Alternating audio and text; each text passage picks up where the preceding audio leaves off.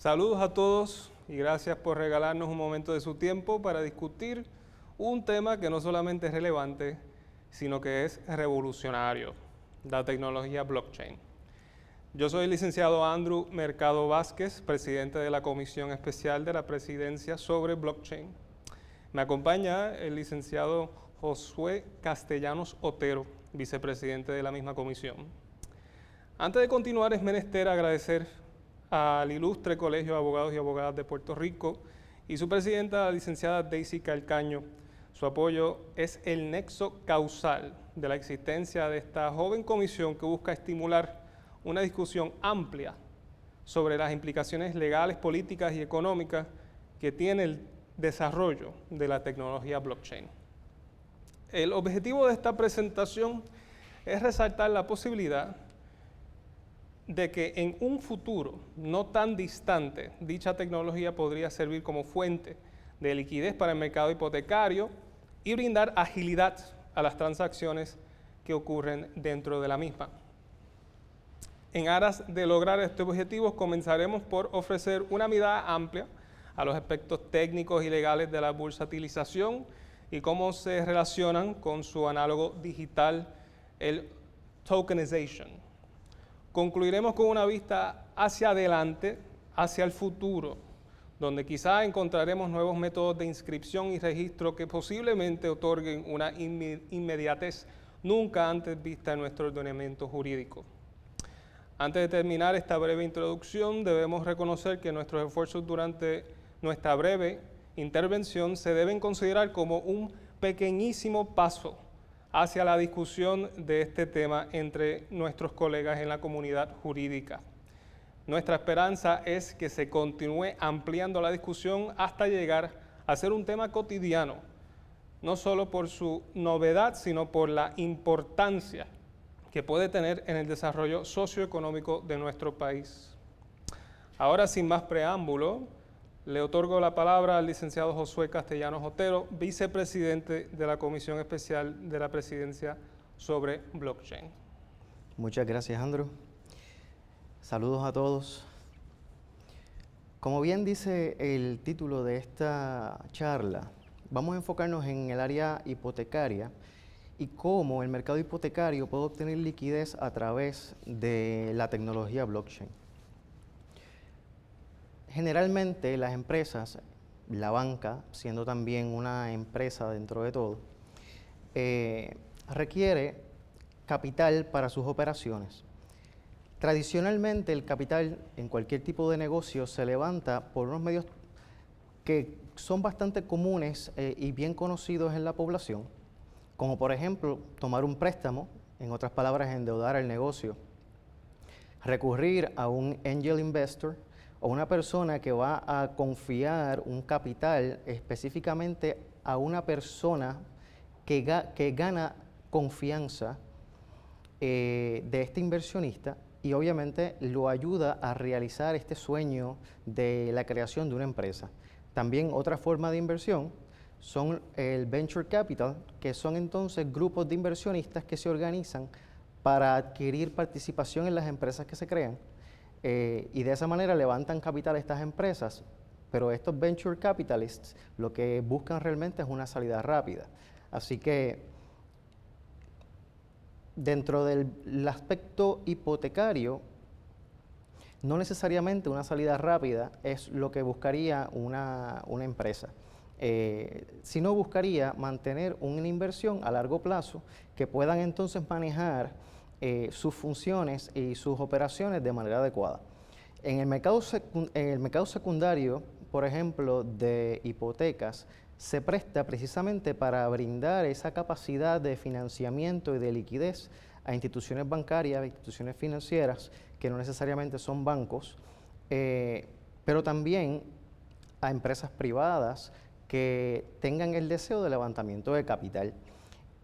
Por darles un ejemplo, cualquier empresa que posea un activo que tenga la capacidad de generar algún grado de flujo de efectivo va a tener la capacidad de entrar de una manera u otra a algún tipo de mercado secundario que le permita levantar un capital y por lo menos mantener una liquidez en sus operaciones fiscales y financieras.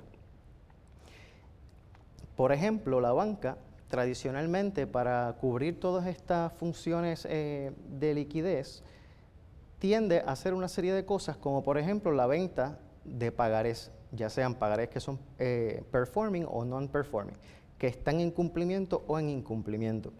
Generalmente, cuando los pagarés están en incumplimiento, los bancos tienen y las instituciones financieras tienen que mantener unas reservas para garantizar que no haya un colapso en el sistema bancario y el sistema financiero.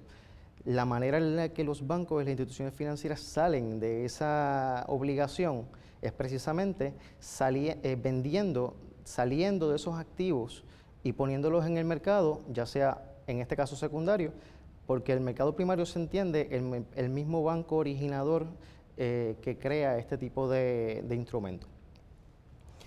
Una segunda alternativa que tendrían las instituciones financieras es la bursatilización de activos. La bursatilización de activos busca, en esencia, proveer una participación en el flujo de efectivo que produce un activo en específico o un conglomerado de estos activos. De esa manera, quien adquiera a través de lo que se llama securitization o bursatilización es porque hubo un pool o una conglomeración de activos similares que tenían un cash flow, como por ejemplo pasa en las hipotecas. El pagaré es un instrumento financiero que se puede conglomerar con otros instrumentos financieros con características semejantes. Ese pool o ese conglomerado se pasa por un proceso de refinamiento que va a garantizarle y va a darle seguridad a los inversionistas en el mercado, pero al final lo que se emite es un security. Por eso la palabra de securitization es convertir, en la definición más básica quizás, convertir un instrumento que tiene una función jurídica y tiene una función social en otra cosa de igual valor, pero que a largo plazo le va a garantizar a esos inversionistas un retorno de su inversión. De esa forma, el banco, realizando estos pools y estas ventas a estos inversionistas, recuperan rápidamente aquel capital que han invertido en la otorgación de préstamos y pueden continuar prestando dinero, pueden continuar su negocio. En otras palabras, el proceso les da liquidez. Ese mismo concepto de bursatilización o titulización, como le dicen en los mercados europeos, también puede aplicarse a otros conceptos mucho más sencillos que no son la banca. Uno de esos conceptos, por ejemplo, es el arrendamiento de propiedad inmueble. El arrendamiento de propiedad inmueble tiene la peculiaridad de que constantemente, según los términos de los contratos que se establecen entre las partes, entre las personas que componen ese negocio, produce como un derivado del contrato un flujo de efectivo, que es el pago de renta, el canon de arrendamiento. Cuando usted posee una cantidad grande de propiedades que se arriendan, entonces tiene la capacidad de poder vender participaciones en ese flujo de efectivo, y eso no es otra cosa que hacer exactamente lo mismo que hace la banca dentro de la bursatilización de activos financieros, haciendo los pools de pagares. Es decir, una forma de obtener liquidez también es la bursatilización de activos que no son financieros. Y en este caso, el arrendamiento sería uno de los ejemplos más clásicos y quizá de los más fáciles de comprender, porque le permite al dueño de esas propiedades obtener una gran cantidad de dinero de manera rápida, simplemente garantizando que la renta pactada por esos contratos y por esos inmuebles va a pasar de sus manos directamente a manos de los inversionistas, por una cantidad específica de tiempo, según fuera pactado en el momento en el que se hace el negocio jurídico. Entonces, todos se preguntarán cómo todo esto tiene que ver con el blockchain. Pues sencillo, el blockchain es una herramienta que facilita y podría facilitar en gran medida todos estos tipos de negocios, pero más allá puede dar credibilidad y puede mantener un tracto de las transacciones que se realizan en ese proceso. ¿Cómo entonces una empresa podría generar liquidez y capital utilizando la tecnología blockchain? Pues miren, hay una serie de métodos que ya están bien establecidos en la comunidad, vamos a llamarle la comunidad digital, aquella que está bien envuelta en los procesos del blockchain y de los diferentes blockchains que existen, porque no estamos hablando de solamente uno, hay varios. Entre ellos, todo el mundo debe haber escuchado hablar de Ethereum. Quizás todos han escuchado hablar sobre Bitcoin. Ambos son dos blockchains totalmente diferentes con funcionalidades distintas, siendo el Bitcoin casi algo comparable al oro. Es un bien que ya se entiende como un commodity. Sin embargo, bajo el blockchain de Ethereum, por ejemplo, tenemos una serie de funciones que no las vamos a encontrar en Bitcoin, como por ejemplo los contratos inteligentes y la capacidad de crear aplicaciones. Pues precisamente utilizando estos blockchains que nos dan mayores funcionalidades, es que podemos optar por crear instrumentos de liquidez y de financiamiento para proyectos, empresas, para venta de activos, para, en el mal castellano, tokenización, criollizando la palabra tokenization, de manera que obviamente podamos levantar capital, porque el fin de todo va a ser al final del camino levantar capital. Por darles un ejemplo, existe lo que se llama un ICO, por sus siglas en inglés, un Initial Coin Offering, que es la forma más tradicional de levantar fondos para una empresa, especialmente una empresa que está relacionada con el blockchain o que por lo menos intenta ofrecer un servicio o un producto relacionado con pues la cadena de bloques, el blockchain como tal. ¿Cómo ocurre esa oferta inicial de un token? Generalmente las empresas tienen que organizarse como cualquier otro tipo de negocio y proveer a sus futuros inversionistas una serie de garantías. ¿Cómo se logra esto? La forma tradicional y quizás el instrumento de marketing más eficiente que tienen las compañías relacionadas a los diferentes blockchains es lo que se conocen como los white papers. Son descripciones bien claras de qué hace la empresa, cómo lo va a hacer, qué necesita para operar, cuáles van a ser sus costos y cuáles son más que nada los riesgos para que esos inversionistas futuros puedan entonces ponderar y sopesar el riesgo que van a tener en su inversión, porque obviamente cada uno de ellos va a estar esperando un retorno. De igual manera, hay otros métodos que también pueden aplicarse para el levantamiento de capital que más o menos siguen la misma tendencia del ICO, del Initial Coin Offering. En esencia, la empresa va a emitir un token o una moneda. Un token no necesariamente es una moneda y no necesariamente tiene que ser un medio de intercambio. Un token puede ser algo tan sencillo como un instrumento, un papel, una fotografía, una canción, un sonido, you name it. Las posibilidades son infinitas. Siempre que se pueda crear una representación digital de algo, puede convertirse en un token. El proceso mediante el cual tú transformas algo físico a un bien digital se conoce precisamente también como tokenization o tokenización bien criollizado. Esa oferta inicial de la que les mencionaba es lo que va a recibir el inversionista a cambio de su dinero o a cambio de una criptomoneda ya establecida que pague por ese token. Y generalmente cuando estamos hablando de un ofrecimiento original de un token, se hace casi a puerta cerrada, tocando inversionistas bien específicos, que ya sabemos que son deep pocket, son personas que en otros mercados serían conocidos como inversionistas cualificados. Y cualificados dentro de las definiciones de inversiones significaría que tienen $250,000 o más en activos que pueden arriesgar y que tienen el conocimiento de los diferentes mercados y por lo menos la sofisticación claro. necesaria son suficientemente sofisticados como para entender los procesos económicos, los riesgos intrínsecos a la transacción y asumirlos.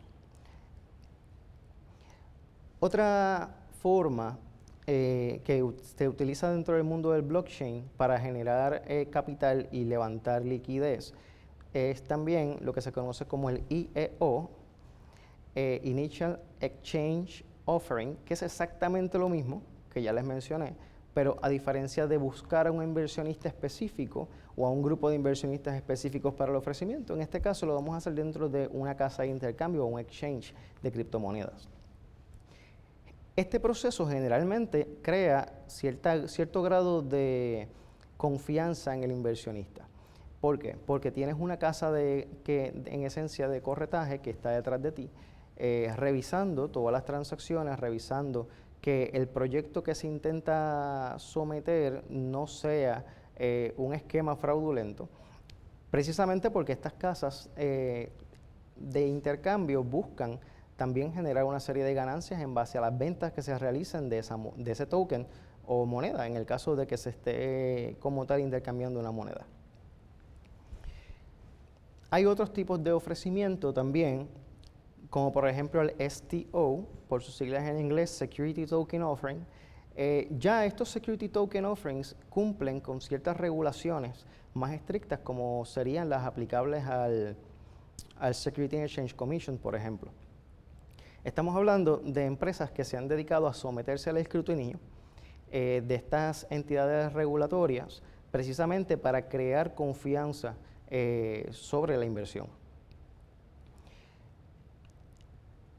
Vamos entonces a entrar al tema directamente de convertir un activo en un token, o tokenización, criollizadamente hablando, tokenization. Como les mencioné anteriormente, este proceso busca convertir en un activo digital cualquier activo físico. La pregunta sería entonces, ¿qué podemos convertir en un activo digital, en un activo, en un token per se? Pues mira, muchas cosas. Dentro de las opciones están las acciones. Usted posee acciones en compañías como Microsoft, Google, Facebook. Esas acciones pueden ser convertidas en activos digitales. El pagaré de un préstamo puede ser convertido en un activo digital. La renta, como les mencioné en el ejemplo original, puede ser convertida el contrato per se puede ser convertido en un activo digital. El flujo de dinero puede ser convertido en un activo digital. También podemos convertir en un token los inmuebles.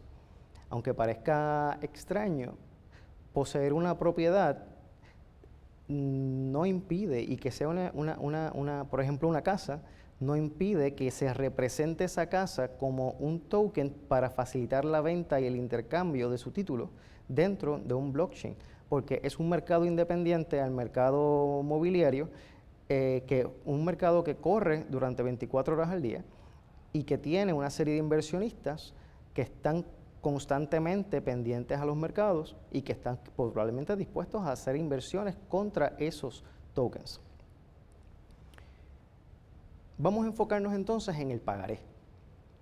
El pagaré como un instrumento, obviamente sabemos todos los que somos abogados que está regulado por la Ley de Transacciones Comerciales, siempre que tenga sus características de negociabilidad. No todos los pagarés son instrumentos negociables porque pueden tener ciertas limitaciones. Depende cómo se cree ese instrumento.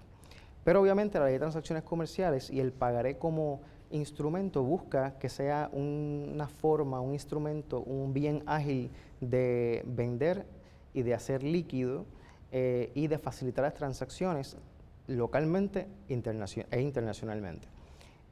Particularmente esa es la cualidad más importante que tiene un pagaré, que sea de fácil intercambio. Siendo así, hay una serie de regulaciones que le aplicarían para esa facilidad de intercambio. Y la facilidad de intercambio se puede dar por varias circunstancias, entre ellas un endoso, ya sea la negociación del pagaré o la cesión de un pagaré mediante algún tipo de contrato de cesión. Hay otras formas también de que se puede transferir y adquirir, como por ejemplo por orden judicial, con la quiebra de un banco.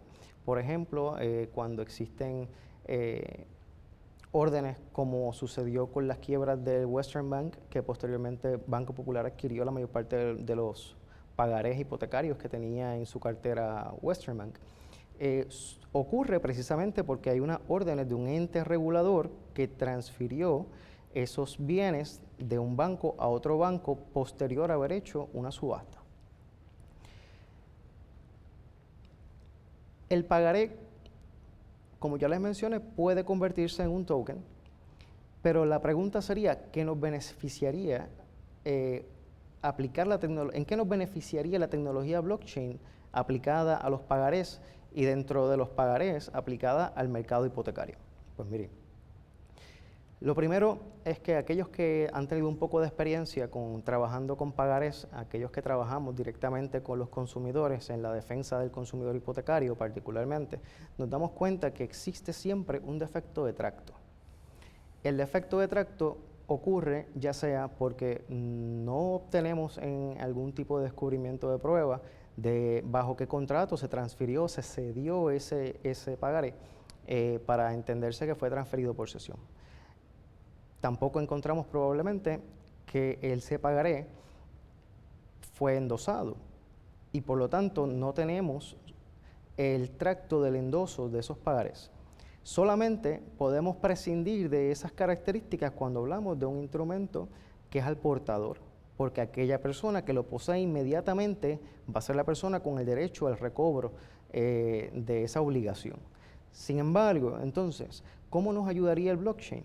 Bueno, el blockchain, al ser un tipo de ledger en donde se registran todas las transacciones habidas y por haber dentro de la cadena y de los negocios, transferencias, movimientos que se hagan dentro de la cadena, pues va a mantener un tracto exacto de quién, cómo, cuándo y dónde ocurrió una transacción específica.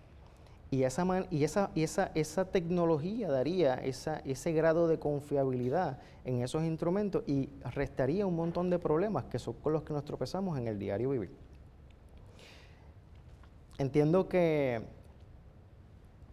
adicional al problema del tracto y más enfocado al levantamiento de capital, la tecnología blockchain permite entrada de capital que no necesariamente está enfocado ni dirigido y de personas que ni siquiera están acostumbradas a invertir en los mercados de securities, por ejemplo. Securities, entiéndase, instrumentos de deuda como lo serían los bonos o instrumentos de participación como lo sería una acción de una empresa cualquiera. Este capital, al estar disponible en estos mercados digitales, en estos mercados del blockchain, pues crea la oportunidad, más que nada, de acceso a ese capital y por lo tanto la oportunidad de obtener fuentes distintas de liquidez, de financiamiento o de levantamiento de capital para una industria, para una empresa específica o para simplemente una persona que está creando por primera vez su pequeño primer negocio que podría en el futuro ser algo grande y maravilloso. Con eso, los voy a dejar entonces con el licenciado Andrew para que entonces nos hable más sobre el pagaré y cómo esto afectaría los mercados, especialmente en el área administrativa. Muchas gracias, compañero. Como podemos observar, la tecnología blockchain ofrece nuevos caminos que conducen a soluciones innovadoras que ostentan aventajar las transferencias bursátiles hechas en nuestra jurisdicción mediante la tokenización o tokenization. Ahora bien, queda la siguiente interrogante: ¿y qué del registro? ¿Qué ventajas, si algunas, nos ofrece la blockchain al momento de hacer constar estos negocios jurídicos para beneficio de terceros? En primer plano, debemos ubicarnos en tiempo, espacio y derecho. Comencemos con la Ley de Registro de la Propiedad Inmobiliaria del ELA de Puerto Rico. En adelante, Ley de Registro. En su sección 6002, dicha ley nos aclara qué cosas son merecedoras de la publicidad que otorga el registro, y vamos a citar. La publicidad de registro se extenderá única y exclusivamente a la titularidad, los derechos reales sobre bienes inmuebles, a las condiciones suspensivas y resolutorias inscritas en el registro y a todo acto o contrato que modifique las facultades de dominio sobre bienes inmuebles o las inherentes a dichos derechos reales. Cerramos. Es importante resaltar que la ley de registro no ofrece una lista taxativa en cuanto a la contratación que modifique las facultades de dominio, sino que es numerus apertus. Ya vemos que, por lo menos desde una vista puramente teórica, el camino está abierto para la inscripción de negocios jurídicos llevados a cabo enteramente en la blockchain, siempre y cuando se cumplan los requisitos para la contratación válida consagrada en documento público. Tocaremos estos puntos más adelante. Si seguimos nuestro análisis de la ley de registro, encontraremos que en su sección 6011 nos provee una definición robusta de lo que se entiende por el término título. Así también nos instruye en cuanto a lo que se podrá inscribir en el registro inmobiliario. Citamos: se entenderá por título, para los efectos de la inscripción, el contenido del documento público en que se funde el derecho de la persona y cuyo favor se practicará la inscripción. El documento dará fe por sí solo o con otros documentos complementarios o mediante el cumplimiento de las formalidades que se requiera por ley. En el registro inmobiliario se inscribirán: 1. Los títulos constitutivos, traslativos, declarativos o extintivos del dominio de los inmuebles o de los derechos reales impuestos sobre estos. 2. Los títulos que constituyan, reconozcan, transmitan, modifiquen o extingan derechos de usufructo, uso, habitación, hipoteca, servidumbres y otros derechos reales. 3. Cualquier acto o contrato de trascendencia real que modifique en alguna forma las facultades del dominio sobre bienes inmuebles o que sea inherente a derechos reales, tales como el derecho de superficie, las restricciones privadas, voluntarias y las concesiones administrativas o alianzas público-privadas, entre otros. Hay más texto en la ley, pero vamos a dejarlo hasta ahí para propósitos de esta conversación.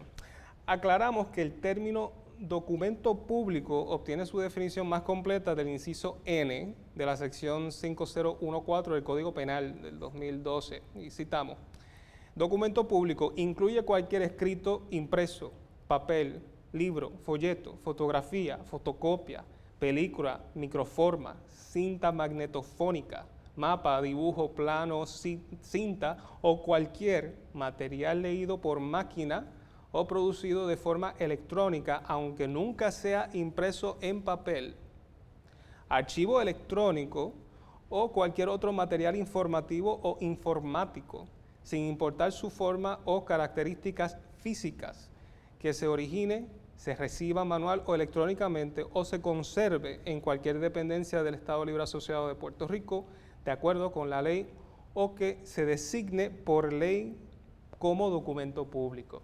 Cerramos. Así también en la regla 19 del Reglamento Notarial de Puerto Rico nos hace una aclaración aún mayor en cuanto a la figura del documento público, a la vez que nos presenta un concepto aún más preciso: el instrumento público matriz. Citamos: son instrumentos públicos las escrituras públicas y las actas, bien sean en original o en copia certificada. Llámese instrumento público matriz al original que el notario redacta sobre el contrato, acto o hecho que relata, firmado por las personas comparecientes y los testigos, si hubiese firmado, rubricado, signado y sellado por el notario. El contenido propio de las escrituras públicas son las declaraciones de voluntad, los actos jurídicos que impliquen prestación de consentimiento y los contratos de todas clases. Y subrayamos de todas clases. Como podemos observar, hay varias fuentes que alimentan la construcción de los conceptos escritura pública, documento público e instrumento público matriz. Dentro de cada una se sientan las bases para el uso de los NFTs y la blockchain como fuentes viables para producir estos documentos. A esos fines procedemos a integrar a la discusión estos conceptos novedosos que nos ofrece la tecnología blockchain. Como ya hemos establecido, cuando nos referimos a la blockchain, estamos identificando una clase de tecnología cuyas características principales son la inmutabilidad y la descentralización. Estas dos particularidades son cardinales a la hora de distinguir la blockchain de otros avances informáticos. Ahora bien, aunque su implementación técnica se ha dado y continúa siendo así dentro del plano digital, desde el punto de vista conceptual, la blockchain comparte ciertas características prácticas con el mismo registro de la propiedad. La más importante de estas similitudes es la prevención de la doble venta. Este concepto estaba en el artículo 1362 del Código Civil de 1930, citamos: si una misma cosa se hubiese vendido a diferentes compradores, la propiedad se transferirá a la persona que primero haya tomado posesión de ella con buena fe, si fuere mueble. Si fuere inmueble, la propiedad pertenecerá al adquirente que antes la haya inscrito en el registro. Cerramos. Si bien es cierto que dicho articulado pertenece al derogado Código Civil, la jurisprudencia que emana de su razonamiento continúa vigente. En Jordán Rojas versus Padrón González, 103 DPR 813, nuestro más alto foro concluye que, y citamos, cuando ocurre una doble venta de un inmueble, el mismo pertenecerá al adquirente que antes la haya inscrito en el registro, pero únicamente cuando dicho adquirente haya obrado de buena fe, es decir, desconocimiento de una voluntad anterior del inmueble. Ahora bien, es importante resaltar que la doble venta es uno de los males que busca evitar el principio de publicidad. Para José Puig-Brutau, este principio permite que se pueda actuar de manera ágil y confiada en los negocios jurídicos al poder confiar en la apariencia de los derechos inscritos. De hecho, tal es la importancia de este principio que sirvió como piedra angular para el desarrollo mismo del registro de la propiedad, tal y como nos ilustra Luis Rafael Rivera. Y citamos: las limitaciones de la publicidad posesoria movieron a los ordenamientos jurídicos modernos a desarrollar la publicidad por medio de la institución del registro de la propiedad, cuyos fines son, número 1, promover la seguridad jurídica de los derechos. Número 2, fomentar la seguridad del tráfico jurídico de bienes inmuebles. 3, desalentar la clandestinidad, debo decir. 4, fomentar el crédito territorial y el crédito personal. 5, evitar la usura. 6, evitar los fraudes. Y 7, prevenir pleitos. Podemos colegiar por lo menos que en parte que el propósito del registro de la propiedad es encarnar el principio de la publicidad. Mediante un registro robusto y preciso se logra una seguridad jurídica que permite que los negocios jurídicos se puedan dar de manera confiada y sin condiciones ni ceremonias excesivas.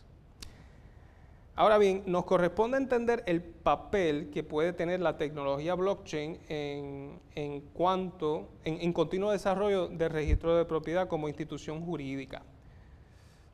Como ya hemos acertado, la función principal del registro de la propiedad como institución jurídica es dotar de publicidad aquellos actos y documentos que sean inscribibles. Teniendo esto en cuenta, su razón de ser es increíblemente similar a la de una blockchain pública. Vamos a ver. Desde sus inicios, la blockchain o la tecnología blockchain se ha caracterizado por ser un récord público continuamente actualizado. Esto se debe a que su desarrollo respondió al deseo de crear una moneda de intercambio 100% digital y sin ataduras a instituciones gubernamentales o financieras que de ordinario controlarían su circulación. Dicho objetivo respondió a los movimientos protagonizados por ciertos grupos con altas destrezas en ciencias de cómputo que entendían que para preservar la libre expresión cibernética sería necesaria una moneda netamente digital que quedara fuera del alcance del Estado. Aunque estos movimientos comenzaron en la década de 1990, no fue hasta el 2009 que surgió el primer proyecto basado enteramente en la tecnología blockchain, Bitcoin. Aunque las incidencias técnicas que dictan su función son complejas, las razones por las cuales la blockchain se considera una plataforma confiable para la conservación histórica de transacciones se pueden resumir fácilmente. Número 1, el almacenamiento de los datos de las transferencias se hace de manera pública y segura gracias a una operación matemática que es altamente compleja y a la vez única. Esto tiene como consecuencia que cualquier alteración a los datos de la transacción se puede identificar y rechazar de manera fácil e inmediata. Número 2. Cada transacción forma parte de un grupo de transacciones únicos en cuanto a su contenido. Cada uno de estos grupos o bloques de transacciones forman lo que sería una cadena de transacciones agrupadas cada una relacionadas sucesoriamente. En este sentido, se crea un tracto sucesivo completamente digital desde sus inicios, lo que a su vez le otorga una característica de inmutabilidad, haciendo la alteración del historial inviable. Número 3. La ausencia de una fuente de control central es posible gracias a que la información que contiene la blockchain se distribuye entre todos los ordenadores y estos a su vez fiscalizan cada bloque mediante la validación de la operación matemática previamente hecha. Y cuarto, número 4, por último, dado el hecho que cada ordenador participante tiene la capacidad de guardar una copia de la cadena total de transacciones, aún bajo el supuesto de que los otros partícipes de la red sean objetos de algún ataque que los inhabilite, el historial completo de las transacciones se puede recuperar de cualquiera de los partícipes restantes. Estas son solamente algunas de las razones por las cuales el surgimiento de blockchain se considera un hito histórico. Ahora bien, debemos hacer la siguiente salvedad con la mayor vehemencia posible. No todo lo que es blockchain es Bitcoin. Es decir, aunque los inicios de su desarrollo están irremediablemente enlazados con el surgimiento de Bitcoin, sus usos prácticos han superado por mucho el limitado propósito de Bitcoin. Uno de ellos siendo la creación de fichas digitales no fungibles o NFTs, por sus siglas en inglés, NFTs. Vamos a hablar entonces de los NFTs. Al igual que las criptomonedas, un NFT es un archivo digital que existe únicamente en el registro histórico de una blockchain. Sin embargo, a diferencia de las criptomonedas, como Bitcoin, los NFTs son no fungibles. En este mundo de la tecnología blockchain, los conceptos de fungibilidad y no fungibilidad son idénticos a los descritos en el artículo 246 de nuestro Código Civil. Citamos: son fungibles las cosas de la misma especie que pueden sustituirse unas por otras, las cuales ordinariamente se determinan por el peso, el número o la medida. Son no fungibles las cosas que, aunque tienen individualidad propia, no son aptas para sustituirse unas por otras. Cerramos. La implicación de ser clasificados como bienes no fungibles es que cada NFT es única e insustituible. La importancia principal de este desarrollo es el hecho de que su función práctica es servir como una clase de certificación digital que afirma la existencia y la titularidad de un bien digital.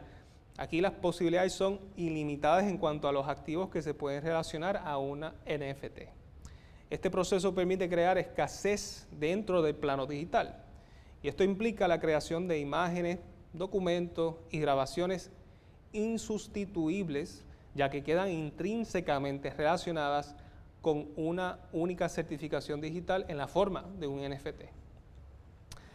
Ahora bien, en años recientes los NFTs han causado un revuelo en los medios de comunicación por su valoración excesiva, de algunas obras digitales individualizadas mediante la creación de un NFT. Esto, sin embargo, no es óbice para descartar este adelanto tecnológico como una faceta especulativa más del capitalismo, ya que desde sus inicios, hace casi ya una década, el proceso para crear un NFT siempre tuvo presente la intención de añadirle una dimensión digital a la titularidad de bienes tangibles.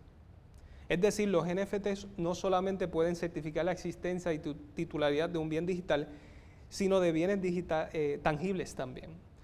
El enlace único que puede establecer un NFT entre un bien corpóreo y el plano digital es lo que serviría de puente para utilizar estos adelantos tecnológicos novedosos de manera conjunta con las instituciones jurídicas existentes.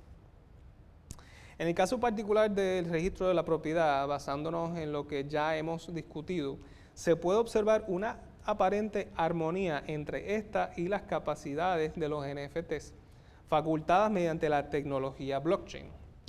Ahora bien, es menester resaltar que lo que proponemos no es la sustitución del registro de la propiedad con una red blockchain, sino la creación de una relación simbiótica entre los dos. Tomemos un momento para explorar esta relación saltando a un futuro ideal en el cual el esquema del derecho registral e hipotecario logra una fusión perfecta con la tecnología blockchain. Vamos a imaginarnos ese mundo. Bajo este supuesto, toda incidencia en el registro de la propiedad queda perfectamente duplicada en una blockchain pública, que de manera descentralizada y en un estado de inmutabilidad que haría su alteración inviable, queda presente para cualquier tercero. La seguridad y facilidad de acceso no solamente serían un inmenso beneficio a terceros, sino que agilizaría el proceso de compraventa de un inmueble al permitir un estudio de título prácticamente instantáneo. Además, la inmediatez con la que se podría actualizar este registro de blockchain, por decirlo de alguna forma, le otorgaría al Estado la capacidad de enlazar todos los aspectos legales y tributarios directamente al inmueble en un solo lugar. Esto a su vez permitiría que cualquier cambio de dueño del inmueble en el registro de blockchain se refleje a su vez en las distintas agencias de gobierno, eliminando la necesidad de actualizar a cada una por separado.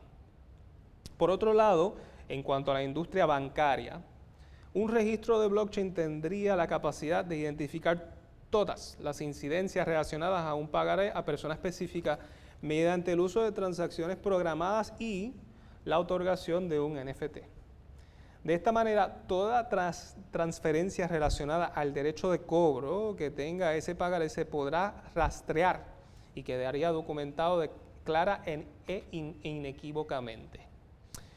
Concluimos este recorrido imaginario destacando la inmensa ventaja que una estructura como esta representaría para el Poder Judicial. Las órdenes del tribunal en cuanto a la división de bienes, anotaciones, embargos, cesiones de títulos, los interdictos, entre otras gestiones, se podrían llevar a cabo de manera automática una vez la determinada sentencia sea final y firme o se emita una orden por el tribunal según sea el caso. Ahora bien, volviendo a nuestra realidad actual, debemos reconocer que hay varios asuntos que se tendrían que atender para hacer esta propuesta viable. Por ejemplo, cuando hablamos de la posibilidad de que ocurra un negocio jurídico mediante un NFT que afecte los derechos sobre un bien inmueble, como por ejemplo su venta o la emisión de un pagaré, es necesario la vinculación absoluta entre el NFT, el inmueble y el negocio jurídico. Podríamos considerar la concretización de esta relación expresa como un requisito de forma ad solemnitatum. La razón es sencilla: el registro, el objetivo y el objeto de registro de la propiedad es el bien inmueble como bien tangible y corpóreo y los derechos relacionados a este. Ahora bien, al presente existen múltiples obstáculos prácticos que imposibilitan básicamente el uso de un NFT como medio para la perfección de un contrato que luego se pueda inscribir en el registro de la propiedad. Y es ese paso y la inscripción lo que forma un obstáculo. Tomemos como ejemplo la compraventa. Como sabemos, el proceso de inscribir un negocio jurídico de compraventa en el registro de la propiedad requiere la redacción de una escritura pública que lo contenga. En dicho proceso, el notario puertorriqueño tiene un papel protagónico, ya que al autorizar una escritura, el notario ejerce una previa calificación con el propósito de alcanzar la mayor claridad, exactitud y certeza en el documento que presentará ante el registrador.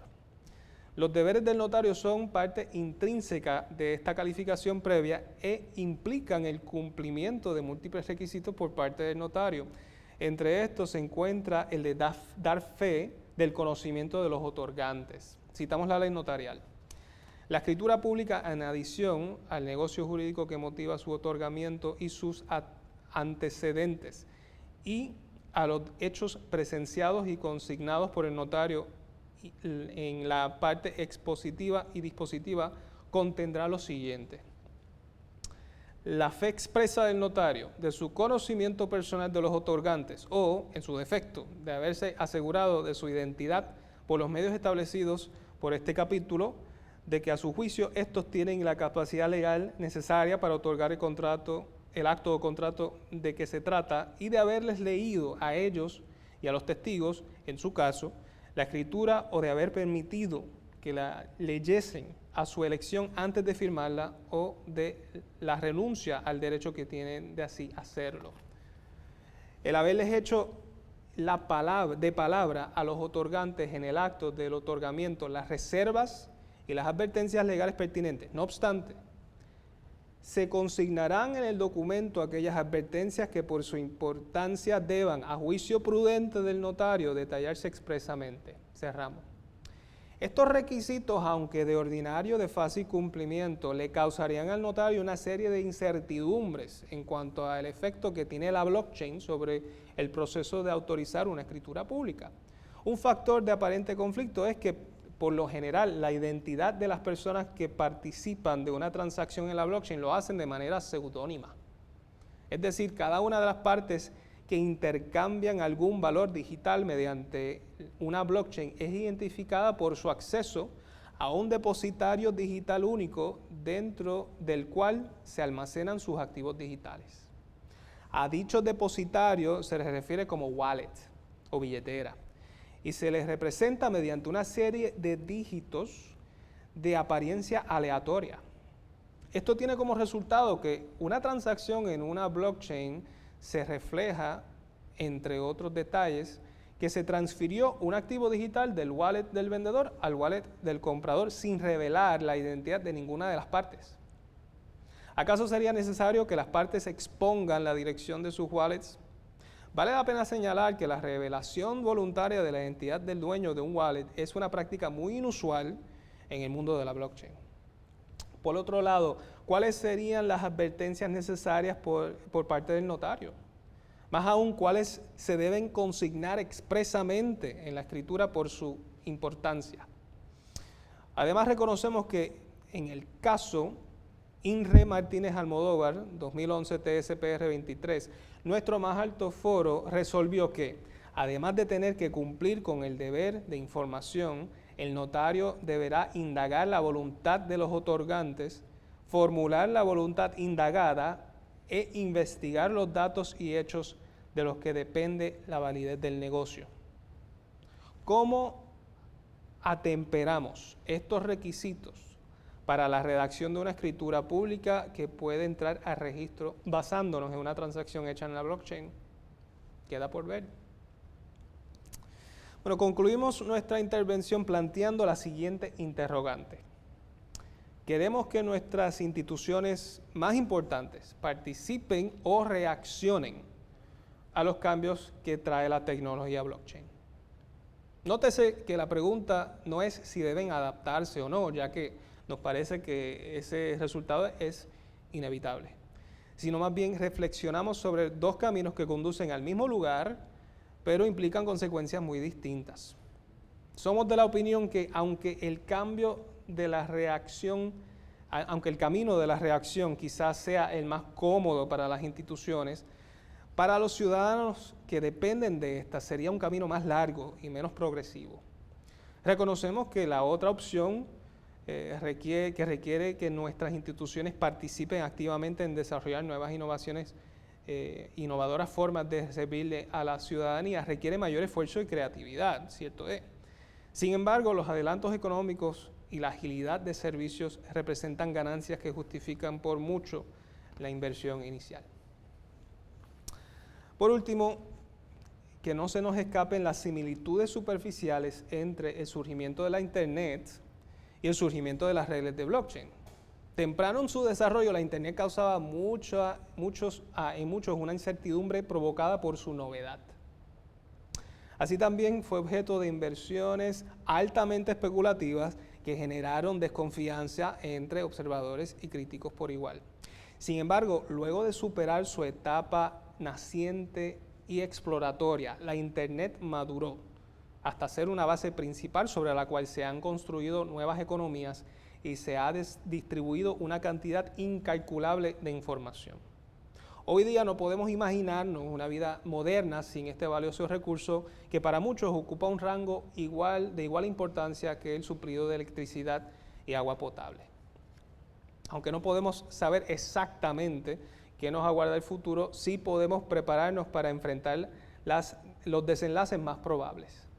En el caso de la blockchain ya contamos con varios ejemplos exitosos que evidencian la fortaleza y la confianza de esta tecnología en cuanto al manejo e intercambio de datos.